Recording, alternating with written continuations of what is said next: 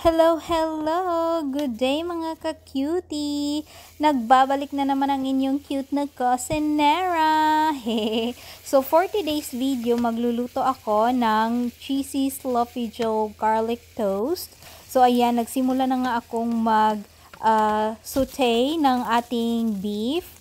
Ayan, nilagyan ko na ng onion.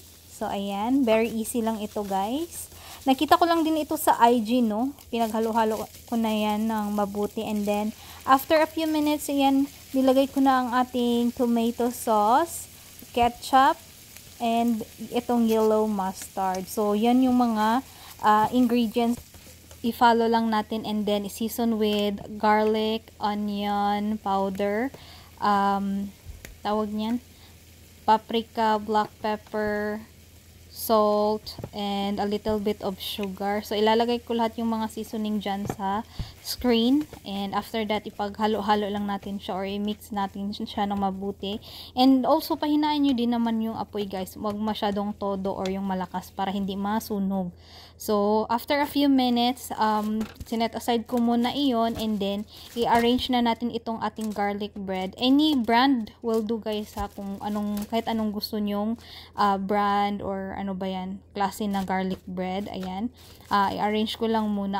Anim lang sana yung gagamitin ko at first, but later, ilalahat ko na kasi may sobra itong ating meat. So, ayan lang yung gagawin ko guys, oh.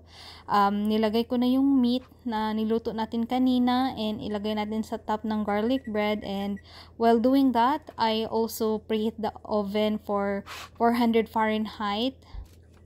Ayan, arrange lang natin siya ng mabuti. Then, suddenly or mayroon pang natira na na meat. So, sayang naman kung hindi ko na siya lulutuin lahat. So, ayan, lulutuin ko na lang siya kasi para kung may matira man, i-reheat na lang namin, no. So, ayan, spread lang natin ng mabuti or evenly. Ayan, maganda ang pagkakalagay, no. And then, huwag kalimutan ang cheese. Mas maraming cheese, mas masarap, guys.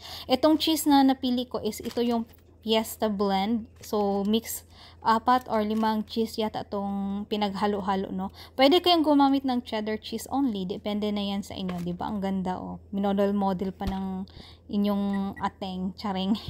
So, ayan na. Ilalagay ko na siya sa oven for like 10 minutes yun. 400 Fahrenheit. And after 10 minutes, ayan na siya. Luto na ang ating cheesy sloppy joe garlic toast. Ayan, so yummy guys.